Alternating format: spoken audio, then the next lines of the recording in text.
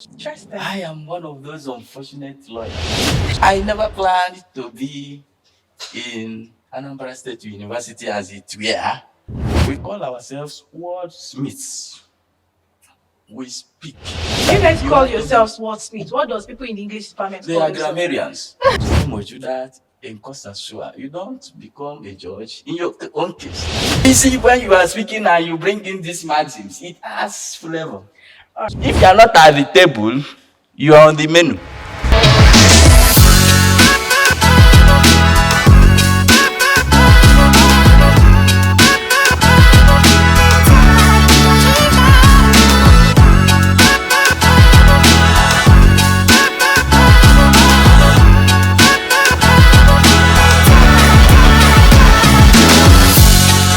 Hello, welcome to the Lecturer's Corner show.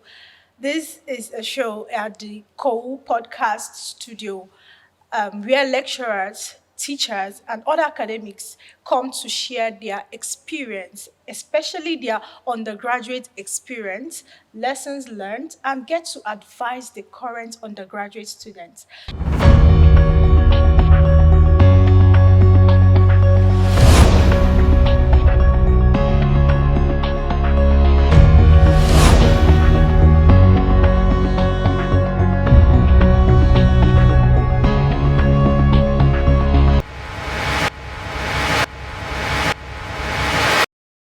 So with us today on this show, we have someone who is writing his name on the stone of time. His name is Mr. Cornelius Ozeh. Mr. Cornelius Ozeh is lecturer at the Department of Political Science at Chukwuemeka Odumegwu Ojukwu University. He's an academic, he's a researcher and a scholar who is deeply interested in governance, integration, and social political development in Nigeria. He has contributed to a lot of academic discussions currently ongoing and which has gone on in the past. And he's someone who is deeply committed to the mentorship of students. So with us today, we have Mr. Ozeh Cornelis. Thank you very much. You said your name is Melvis. My name is Melvis. Melvis. Ugo. It Yes, is sir. a pleasure that I am here. Thank you, sir. I am glad that is the bottom line. Thank you for having me. Thank you, sir. You can just do a brief introduction. Tell us maybe what I've not said. You can just tell the audience You have about said it yourself. all. I don't have an intimidating CV, but we are pushing. Okay, just like you said, I would prefer to call myself CC Ozeh. CC Ozeh. Okay, sir. Yes, Duly noted. I belong to the Department of Political Science, COOU. Okay, sir. Incidentally, I was trained in that department, so being in that department, I consider it a homecoming. So once more, it's a pleasure being with you. Thank you so much, sir. We are glad to have you here. So, a quick one.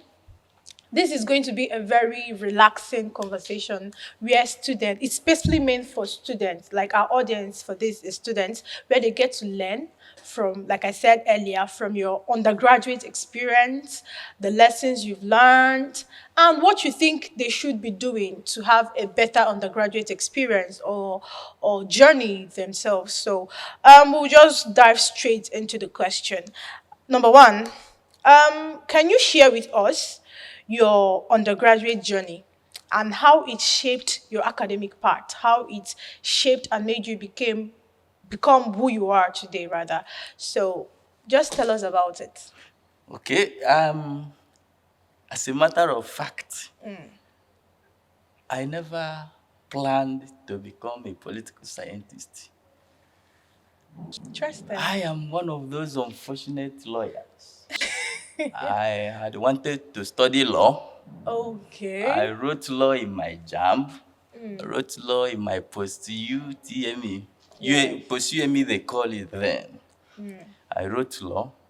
In fact, it was on the ground, the very venue of that exam, that we got the news that law faculty of law was not going to give admission to students into law in that very session. And then we were advised to choose any course that we would then switch over. Okay, Switch over back to to law. law. And someone who was advising me advised Advised that I should political go for science. political science, that it was the closest to law, and Yes. I did that. I wrote political science there on top of my answer script. Okay. But something happened.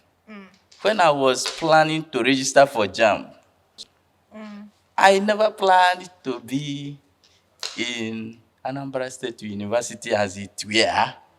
That's a lot of twists. I was hoping to be somewhere at Unizik. I picked up the JAM prospectus.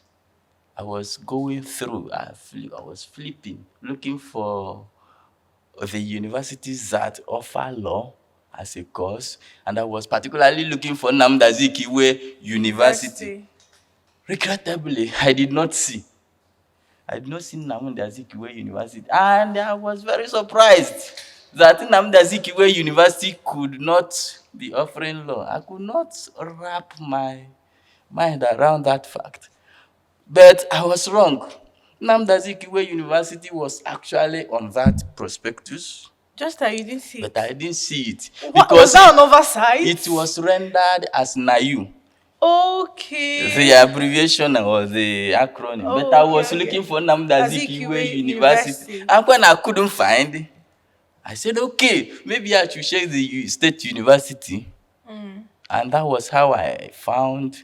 Then, even though the name had changed to Anambra State University, ANSU, the prospectus was still, the name of this school was still rendered as Anatech on that JAM prospectus. Okay.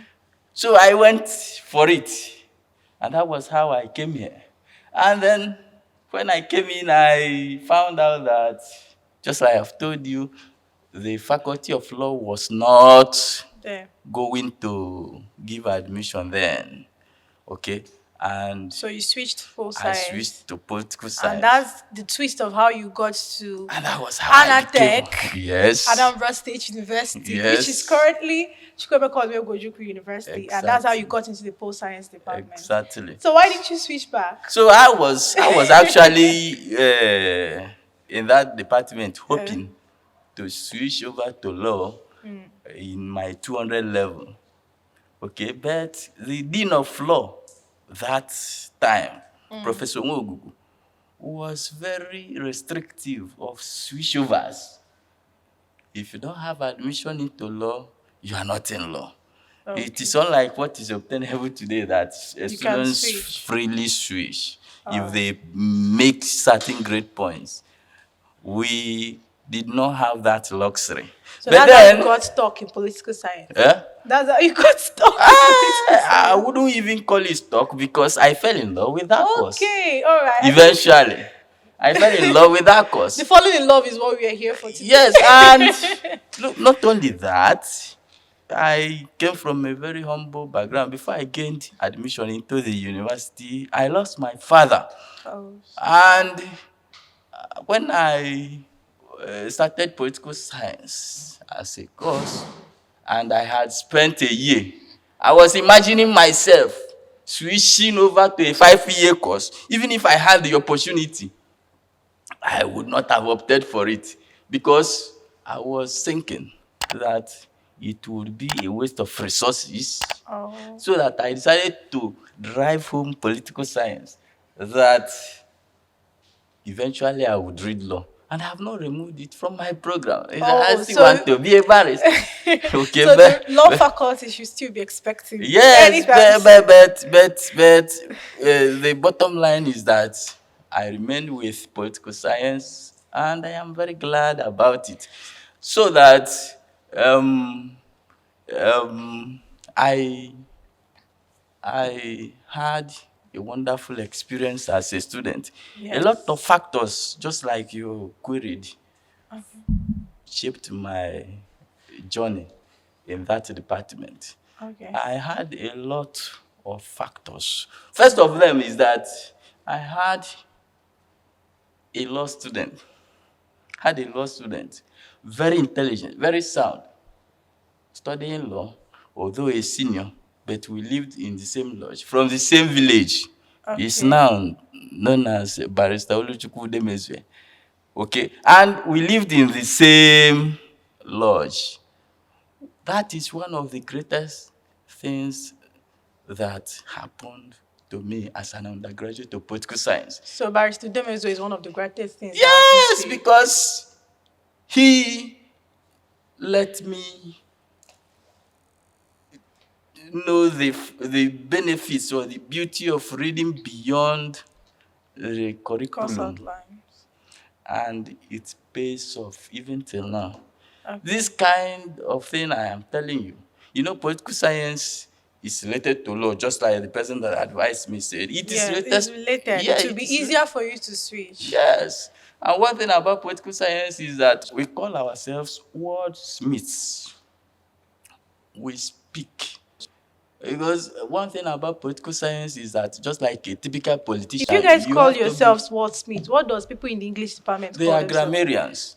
We are wordsmiths. And Okay. yes, and what we do is that we must have that art of convincing people whether what we are That what is wrong is right. is right. We have until you have Duly that. noted. Yes, until you have that skill of doing that, and you have to do that with words.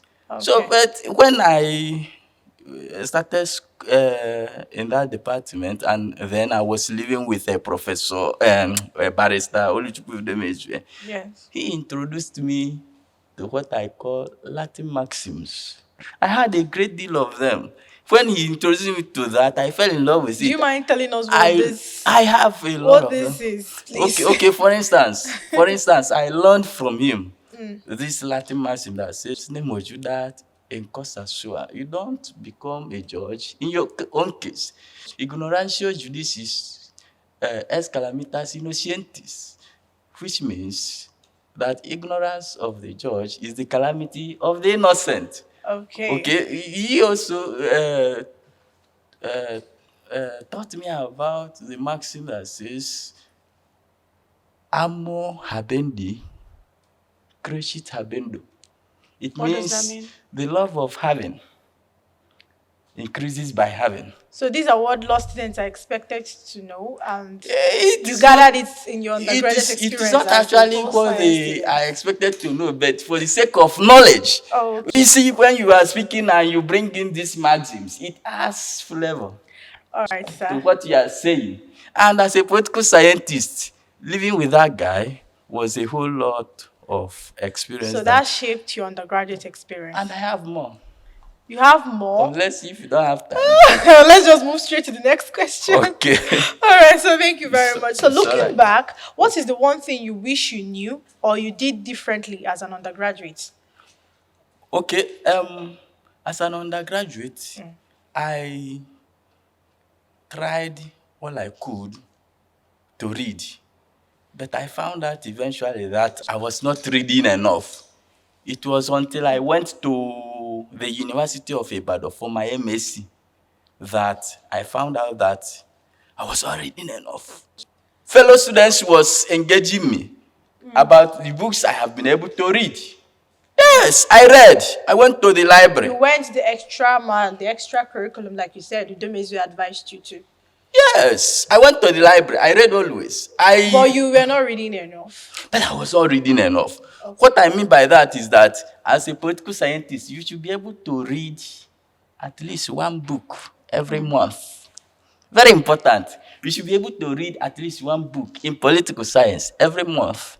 When my fellow students at the MSc level was engaging with me, have you read The Wretched of the Earth?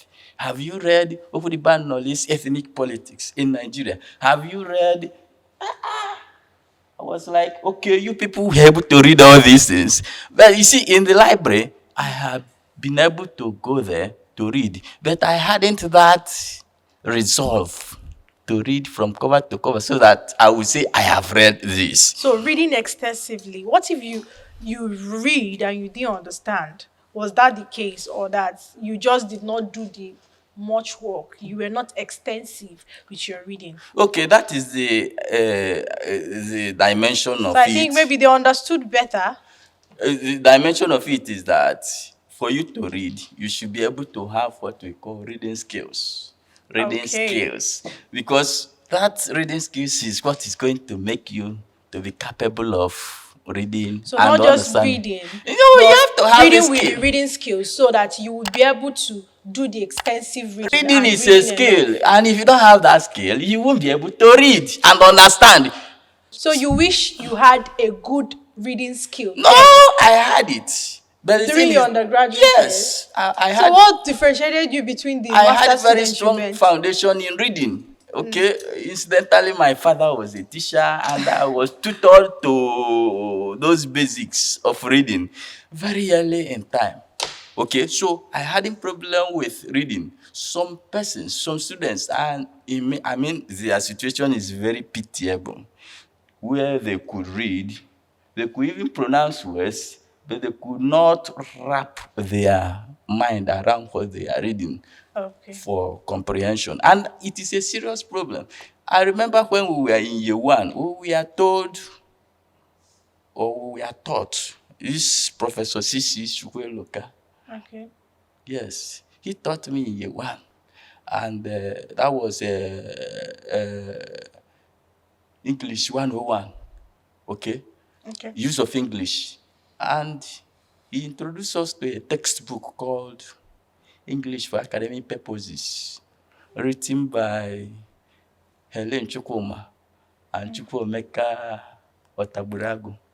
Okay? One thing about that textbook was that it actually taught me how to read.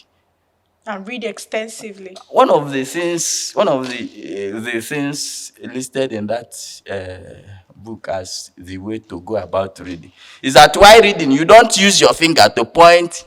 Are you listening? What do you use? You don't use your finger to point at lines that you are reading. You don't do that. So what do you do? You move your eyes only. You don't even move your head. You You move move your eyes You move only. your eyes only, and you don't use your fingers. Okay. Okay, and even if you don't understand at the first time what you are reading, that textbook advises that you should continue reading, because the writer will definitely expand whatever sentence he had written Initially written. that first instance, that you should continue, because if you read, You find the meaning towards the end. The Yeah. meaning of the beginning towards the end. yes, because if you read and then you have to go back to look at what you have read again, you will make headway and you get bored with it. But if you continue reading, it's expected that that thing you missed, you think you missed, You would get to realize you get towards the it end. by So reading that's further. one of the tricks to reading extensively. Exactly. You Alright, don't sir. use your fingers. You move your eyes. You don't even move your heads. All right, Okay. sir. Thank you So, very much for yes. these answers. So, you've talked about the skills. That is reading skill. Is there any other skill or habit or attitude that helped you to succeed in getting good grades? Is there any other one apart from this reading skill? Is there any other skill that aided your success to this point? Yes, Okay. I must have to tell you that I remained focused in my studies. Apart from religious activities, I did not attend any other thing extracurricular. Apart from religious activities, I did not attend Any other other thing thing extracurricular, like? I never attended students' parties. Oh, I so we should say no to parties. No, that is not what I am saying. Oh. Everybody cannot be Ozeh, but I am saying what and how. You Yes, got to do it. I did it Okay. because it helped me to maintain my focus.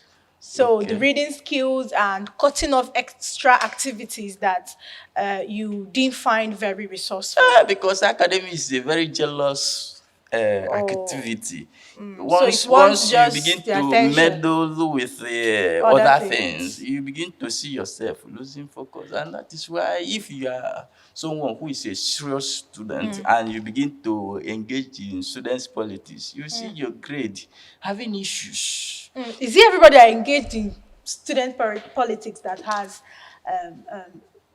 issues with their grades? One thing I've met a department president that graduated the best students in the department. I want to tell you, that Okay. reading requires 100% attention. So you can't do both. You can't do student If you leadership see and reading. anybody who succeeded while doing I've seen. yes, if you see somebody who succeeded while doing it is just for the sake of the grades.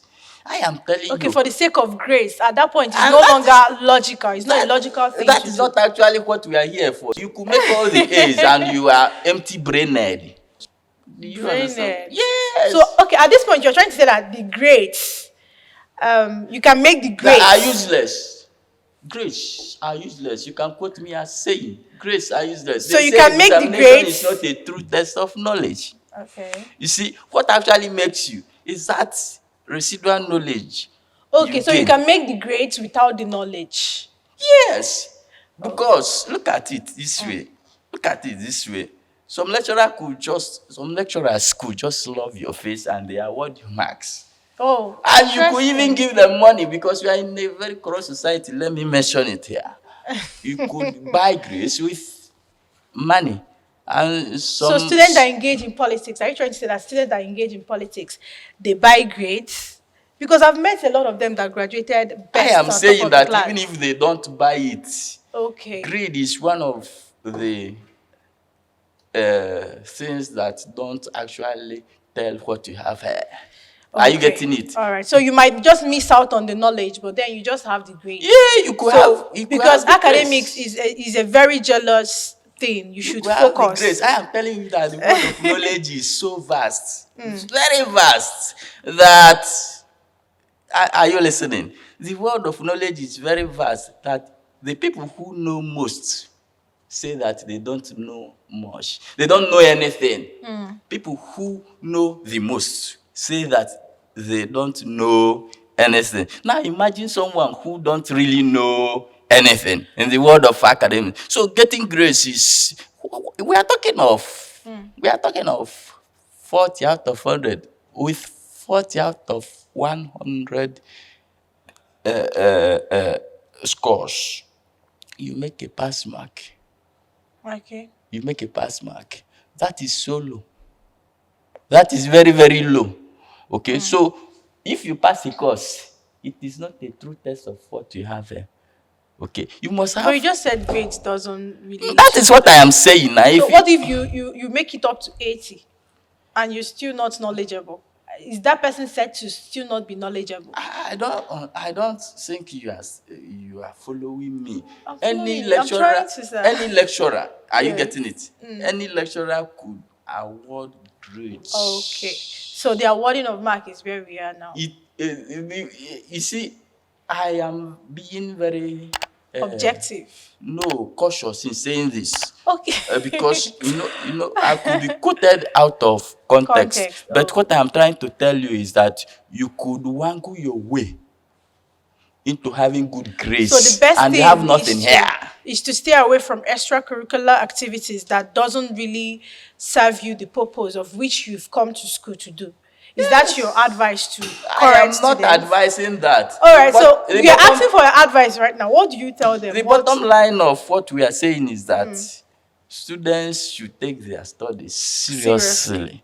Okay, knowing that grades not that the they true test make of knowledge. is not really enough for what they should be. All right, sir. Okay, because with 40 marks you are already a pass. You've already passed. Yeah, the you have course, already yes. passed. You have already secured that pass mark, and that is not a great thing because the stars should be where you aim for. Okay, You sir. get. Thank you very much for your answers so far. I believe that a lot of lessons have been drawn out of there from this conversation by the audience. So, if you are to write a letter, right now you're writing a letter to your younger self, what's going to be the content of the letter? What are you going to tell your younger self? So I would be like that. Hello, younger self. The greatest investment, okay, you could make in life is in education. Okay. Okay, because look at it this way. Let me even quote Franklin Benjamin. Franklin Benjamin, an American polymath, an author, a scientist, and a diplomat. Benjamin Franklin is many things, or was many things, but he made a statement which I want to tell you here. He said that if any man empties his purse into his head, that cannot be stolen. He went further. An investment in education pays the best asset. All right. That is What you would write to your that is Benjamin Franklin. And look at what the man meant from what he said. When you invest your money, your time, your energy in reading, in education, because when we say education, we don't mean formal schooling alone. Okay. We are talking of self-development. We are talking of on-the-job training. We are talking of skill building. We are talking of other issues, especially reading. Francis Bacon even made a statement that says, reading maketh a fool man. One thing about education is that once you read, it equips you with the knowledge for you to make better decisions. All right, sir. It equips you with the capability to be and do what you want, just like Amartya Sen would say. It helps you to become one of the elites in the society. I have said it elsewhere. If you are not at the table, you are on the menu. Oh, interesting. If you are not at the table, you're on the menu. And you can become someone who is to be reckoned with by reading. Because everything we need to succeed in life has already been written down. It behoves on us as scholars and students to go and read. All right, It sir. is when we read that we would be able to find those knowledge. Even to raise a dead man, it is already written down. It is to How to raise a dead man. yes. So that It is means just that to everything you will be needing is written down. Yes, Only if you can invest. it is just to put the pieces of Together. the jigsaw together for you to see the All big right, picture. so thank you very much for your answers. So if an undergraduate is meant to read just one book their whole undergraduate life, what's that book? What's the name of that book? You see, Just one. one. We just need one name, the name of the book, and the name of the author. That's just it, and you're done. Okay, I would advise the Bible. I would advise the Bible. The Bible. Yes, the Bible is one of the best-selling books.